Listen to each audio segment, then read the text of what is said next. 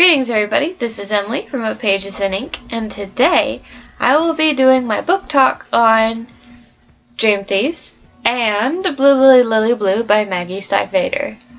So I read these two together, which is why I decided to do the book talk together instead of making an individual book talk, which I probably should have done, but it was just easier for me to do it this way. So first is Dream Thieves. And this is probably my favorite book of this series. Ronan is not my favorite character, and this book focuses heavily on Ronan. But he does grow on me because of this book, and this book, saying book a lot, is about one of my favorite things, which is dreams. I would love to one day be able to control what happens in my dreams, because I think that would be one of the coolest things ever. But in Dream Thieves, it takes dreams to a whole new level. And a whole new level is being able to take things out of your dreams. Like, can you imagine that? What would you take out of your dreams? Because I think there's a risk associated with taking things out of your dreams. And I'm going to put this down. And I think the worst thing that I would probably be taking out of my dreams would probably be a zombie. Because I have quite a few dreams where there's zombies, but they really don't get any worse than that. Most of my dreams that turn into nightmares are usually like an emotional nightmare, which is so much fun. But it's not about me. I still really adore Noah. Gainsey is still probably one of my favorites, but he's more of like a friend character. One of the things that I have realized reading these books is that I'm a lot like Blue. And I don't mean because she's the only girl character that's like a main character, and I'm a girl, and that's not, like, we have similar senses of humor. I wouldn't really say we have the same sense of style, but a lot of the clothes that she does wear, I would kind of be interested in wearing, not because she wears them, but just because they sound really interesting.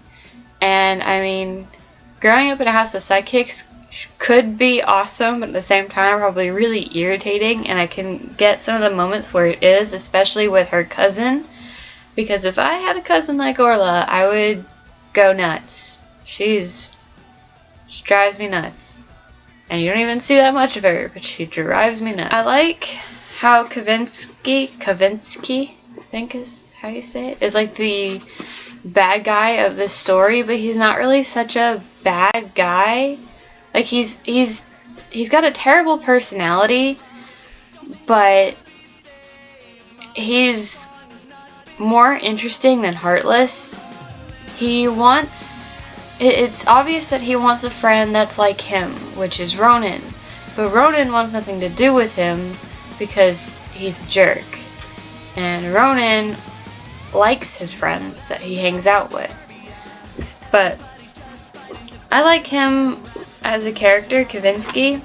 He's really interesting, like I said, and it's a little odd that he can do what he can do, because does that mean that there's two Grey Warrens? Because Ronan is a Grey Warren, and I don't know if there's more than one Grey Warren. That's not really addressed. But, yeah, I dropped it. Adam is still kind of a pain in the butt. He's still Mr. Pride, which really bothers me. So people are that full of pride, it's just kind of like, you need to let up a little bit, just a little bit. And actually, that's a good opening, because in Blue Lily Lily Blue, Adam does learn to kind of pull back on his pride, and he learns to trust and lean on his friends, finally. Took 3 books to do, but here he is. Oh, quick thing. I gave this book 5 out of 5, and this book got a 4 out of 5. I'm a little disappointed in the fact that Blue Lily Lily Blue isn't as good or better than the first 2 books, because this cover is beautiful. I've heard a lot of good things about it, but there's a lot of questions with this book. Like, the title, I mean, Dream Thieves they're stealing things from dreams. Like, that's not. And the Raven Boys, Blue learns to be friends with boys called Raven Boy, or no, like, they're referred to as Raven Boys because they go to Agliombi, which their like mascot is ravens or something along those lines. So I mean, that's kind of, but Lily, Lily, Blue, there's this poemy chant thing. Let me see if I can find it really quick. So Queens and kings, kings and queens, blue, lily, lily, blue. Crowns and birds, swords and things, blue, lily, lily, blue.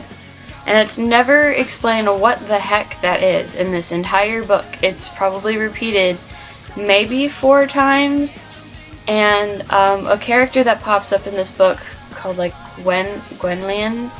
I call her Gwen because I don't know how to say her full name. She calls Blue either Blue Lily or Lily Blue, and it's not ever explained as to why. There's also this tapestry with 3 girls with red hands, and her face looks like blue, and that's never really addressed. It's kind of like hinted at with the having to do with her father Artemis, but unless I missed something completely, it's not really ever explained. There's a few things, like there's a door that leads to a tomb, and that's not really a spoiler. And they don't want to open this door for some reason. And I don't know if they don't want to open this door at this point in the story because Gainsey isn't explicitly with them there. Like, they're in the caves that this door is, but Gainsey's not there with them. I don't know if that's the reason, like, because Gainsey's, if Glendower's behind that door, Gainsey's supposed to wake him. I don't know, they're like, I don't open this door, this is a bad door, try not to have me open this door.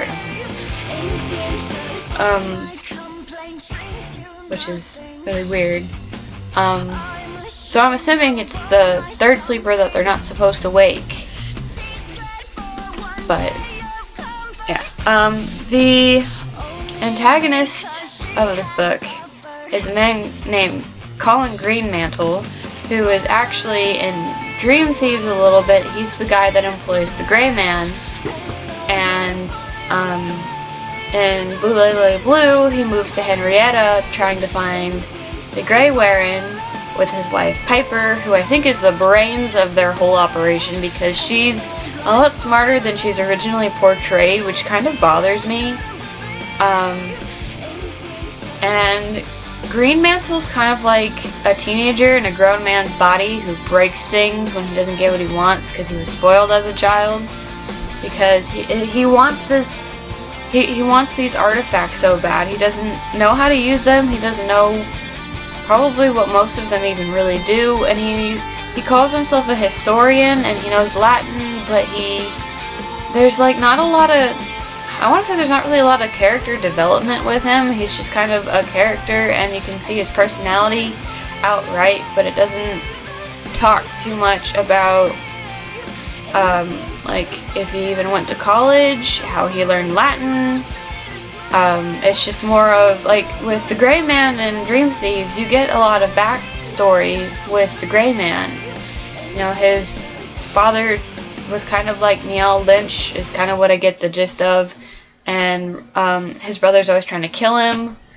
But Greenmantle, like, the most you know is his first artifact. Like, you learn his first artifact that he buys on, like, eBay or something, and it's supposed to be this haunted doll, and the doll only really, like, moves a few feet. And nobody's looking. And it doesn't, like, he ends up going and trying to find more haunted magical artifacts, and it doesn't really, like, that's the only explanation you get for his obsession with the Grey Warren, but it's not, it's not enough in my opinion. Like, I want to know why Greenmantle is such a spoiled jerk, and why he's so obsessed with this Grey Warren, when obviously he can't have it. Which prompts Adam and Ronan to kind of set him up, which is really weird how easily it works. And then Piper's like, oh, that's easy. And she never really explains why. She's just like, come see what I found. And so there's quite a bit in this book that isn't really answered. And obviously there are a few things that I don't really like. I do like that Adam kind of learns to lean on his friends. He also kind of has this, like, he kind of learns to use his connection with Krebswater. Cabeswater. He learns to use his connection with it, and which is good, but you know, there's a lot that really makes me feel like Blue Lily Lily Blue might be a filler for the series. Like, Maggie wanted to write some stuff and wrote a book to put some stuff in it, but there were like gaps, so she's like, let me just fill it with this. Mallory comes to visit, and it's really like insubstantial. He might as well not even have had come, because not much really happens in his presence or because of him. Like, the only thing that we learn is that there's this barn by his house where he found the tapestry or the drapery or whatever it is with the Girls with Blue's face on it. That's about it. You also learn that he can see auras, which isn't really a spoiler because in this book, there's really not much of a point into explaining that. So there's just a lot that I think she put in there that she didn't need to, and I'm still excited for The Raven King, because that's the end of the series, I believe, and it should be incredibly intense. And I love these books still. Like, they're all very dark, and the characters are all interesting in their own way, and the story itself, like, I would watch a TV show about. But this book just wasn't as good as The Raven Boys or Dream Thieves. So that was my book talk. Today I kind of tried to do a blue thing with the different hair clips, but I kind of tried to put them where they would make sense. There's one here. I guess because she's trying to like pin back her hair or something. And I have my hair up, and then I have like weird layered clothing because blue's fashion sense is not one that I have. I actually have not much of a fashion sense at all. Like, I pretty much wear t-shirts and jeans every single day. So, okay. Now for my TBR. Draw thing. I was going to reread Never Fade, but I made a list of all the books that I need to finish by the end of this year, and it's quite a list. So I think I just need to keep reading things that I haven't read. And I bought 2 books, which was Tiger Lily, which is up there, and I don't feel like getting it, and A Girl of Fire and Thorns, which is somewhere behind this anchor scarf backdrop. So, okay.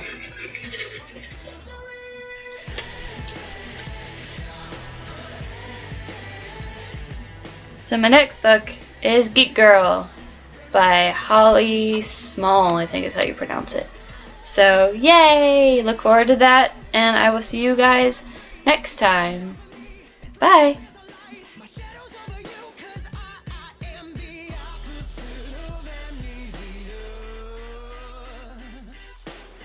Cherry